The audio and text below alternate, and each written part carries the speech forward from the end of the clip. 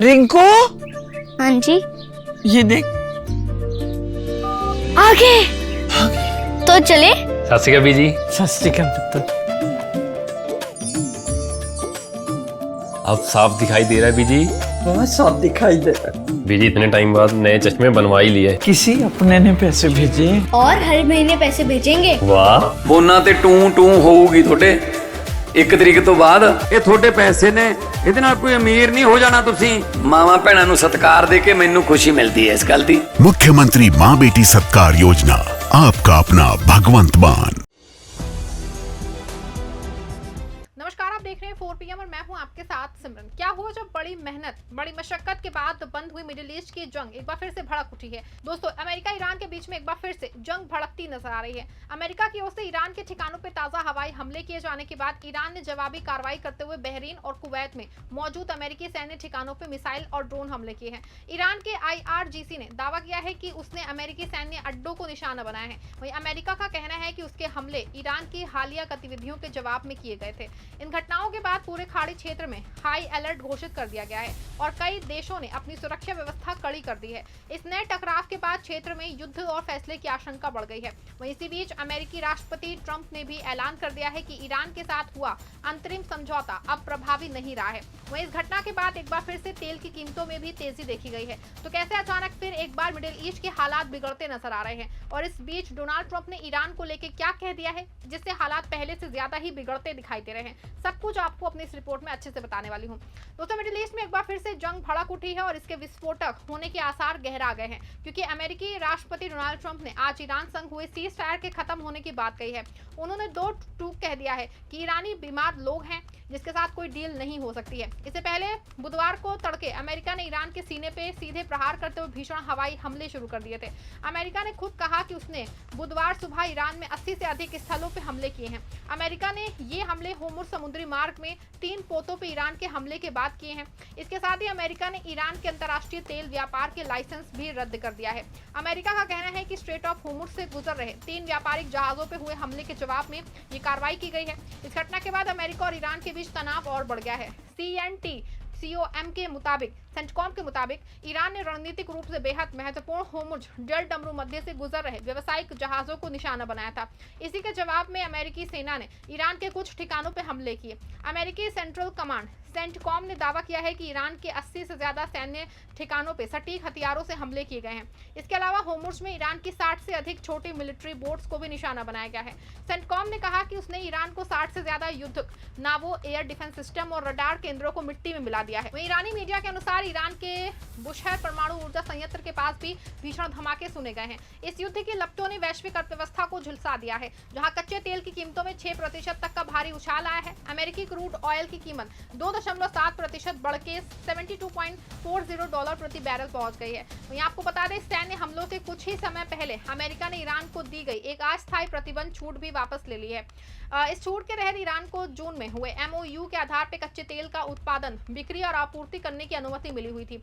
वो छूट 21 अगस्त तक लागू रहने वाली थी, लेकिन अमेरिका ने इसे समय से पहले ही समाप्त कर दिया। वहीं अमेरिका की इस कार्रवाई के जवाब में ईरान ने भी खाड़ी देश के 2 मुस्लिम मुल्कों बहरीन और कुवैत पे मिसाइल और ड्रोन से हमले किए हैं। तेहरान ने इन दोनों देशों में स्थित अमेरिकी सैन्य ठिकानों पर जवाबी कार्रवाई के रूप में ये हमले किए हैं।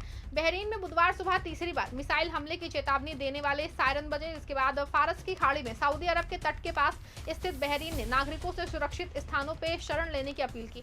बता दें कि बहरीन में अमेरिकी नौसेना का 5वां बेड़ा तैनात है, जो अब सीधे ईरान के निशाने पे है। ईरान के Islamic revolutionary guard corps IRGC ने कहा कि उसने बहरीन और कुवैत में 85 अमेरिकी सैन्य ठिकानों को निशाना बनाते हुए संयुक्त मिसाइल और ड्रोन ऑपरेशन चलाया था। IRGC के मुताबिक हमलों से बहरीन स्थित अमेरिकी फिफ्थ क्लीट के मुख्यालय और कुवैत के अली अल सलेम एयरबेस को निशाना बनाया गया है। ईरानी न्यूज एजेंसी के अनुसार IRGC ने कहा कि IRGC की नेवी और एरोस्पेस फोर्स ने एक ज्वाइंट मिसाइल और ड्रोन ऑपरेशन के दौरान सलमान पोर्ट, बहरीन में मौजूद US की 5वीं क्लीट और कुवैत में अली अल सलेम एयर बेस पे मौजूद US के 85 अहम मिलिट्री ठिकानों पे जबरदस्त हमले किए। IRGC के एक प्रवक्ता ने दावा किया है कि ईरान के एयर डिफेंस सिस्टम ने बुशहर के ऊपर अमेरिका के MQ-9 ड्रोन को मार गिराया है। इसी बीच नाटो शिखर सम्मेलन में मौजूद अमेरिकी राष्ट्रपति डोनाल्ड ट्रंप ने पूरी दुनिया को चौंकाते हुए ऐलान किया है कि ईरान के साथ संघर्ष विराम खत्म हो चुका है। ट्रंप ने बड़े शब्दों में कहा कि ईरान के साथ बातचीत करना समय की बर्बादी है। ईरान के साथ सीज फायर पे ट्रंप ने कहा कि मुझे लगता है कि खत्म हो गया है, मैं अब उनसे डील नहीं करना चाहता हूँ। वो घटिया लोग हैं, उन्हें बीमार लोग लीड कर रहे हैं। और भी क्या कहा एक बार आप खुद ही सुन लीजिए। It's a very interesting question. To me, I think it's over. I don't want to deal with them anymore. They're scum. You know what scum is? They're scum. They're sick people. They're led by sick people. And they're vicious, violent people. And if they had a nuclear weapon, they'd use it. As far as I'm concerned, it's over. I'll speak to our negotiators. They want to negotiate. They're good people. Steve Witkoff, Jared Kushner. But they have to come back to me. As far as I'm concerned, it's just a waste of time dealing with them. They're liars. We make a deal. And if I make a deal with him, we have a deal. And he goes out, he talks. We make a deal. Everyone's agreed. No nuclear weapon. We make a deal. They go outside, talk to the press. They say, we never even talked about it. There's something wrong with them. They're cuckoo. As far as I'm concerned, it's over. Talks won't resume after we get through the funeral proceedings. What? Does this mean that talks with Iran will not resume? I don't care. They can talk, but I think they're wasting their time. They're a bunch of lying guys. I do my whole life. That's all I do is deals. My whole life that's how I became president. I guess that's a deal too, right?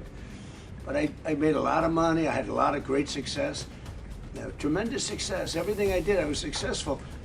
And I deal with these guys, and I say this is from a different school. They're liars. They're cheats. They're sick people. They've hurt their people. They killed 54,000 people as of now that were protesting. You know, when people say, how come they haven't taken over? They can't take over because they're dead. They killed them. Nobody's going to take over. They have no guns, and the other side has machine guns. And they're killing them. The press doesn't report it. But they're bad people. They're bad people. And frankly, I don't want to waste my time with them. Now, I'll let our wonderful negotiators keep talking if they want, but I don't see it. I don't like these people. You know that? I like him. I like the leaders. I think all of these leaders. Great. And they love I think they didn't treat the United States fairly for many years, but that's okay. But they're sane, rational, good people. Most of them. I don't like a couple of them, to be honest with you. But there are a couple I don't like much. अब देखिए, इस बयान से चलती आंख में घी डालने का काम किया गया है और शांति की सारी उम्मीदें धुंधली होती गई हैं। हैरानी की बात है कि ये खूनी खेल ईरान के दिवंगत सर्वोच्च नेता आयतुल्लाह अली खामेनेई के अंतिम संस्कार के दौरान शुरू हुआ, जहां एक तरफ ईरान में मातम पसरा है, वहीं दूसरी ओर सड़कों पे अमेरिका और इजराइल की मौत के नारे लग रहे हैं। नए सर्वोच्च नेता मुस्तफा खामेनेई के घायल होने की खबरों के बीच ईरान अब और भी आक्रामक रुख इख्तियार कर सकता है। ऐसे में साफ एक मिडिल ईस्ट एक बार फिर से उस मोड़ पे खड़ा है जो अमेरिका और ईरान दोनों ही पीछे हटने के संकेत नहीं दे रहे हैं और लगातार ही सैन्य कार्रवाई ने कूटनीतिक समाधान की उम्मीदों को कमजोर कर दिया है। इसका असर सिर्फ खाड़ी देशों तक सीमित नहीं है, बल्कि फिर एक बार पूरी दुनिया की अर्थव्यवस्था, तेल की कीमतों और वैश्विक व्यापार पे पड़ सकता है। भारत जैसे देश जो अपनी ऊर्जा जरूरतों के लिए इस क्षेत्र पे काफी हद तक निर्भर है, उन पे भी उसका असर देखने को मिल सकता है। इस पूरी दुनिया की नजर अब इस बात पे टिकी है कि क्या दोनों पक्ष बातचीत की मेज पे लौटेंगे या फिर जवाबी हमलों का ये सिलसिला बड़े युद्ध तक का रूप ले सकता है। फिलहाल हालात बेहद तनावपूर्ण है और आने वाले कुछ दिनों में पूरे मिडिल ईस्ट की नहीं बल्कि वैश्विक राजनीति की दिशा तय करने की, उसको साबित करने में सकते हैं। इस पूरे मामले को लेकर आप क्या सोचते हैं? आपकी क्या राय है? कमेंट में जरूर बताएगा। वीडियो को लाइक शेयर करेगा।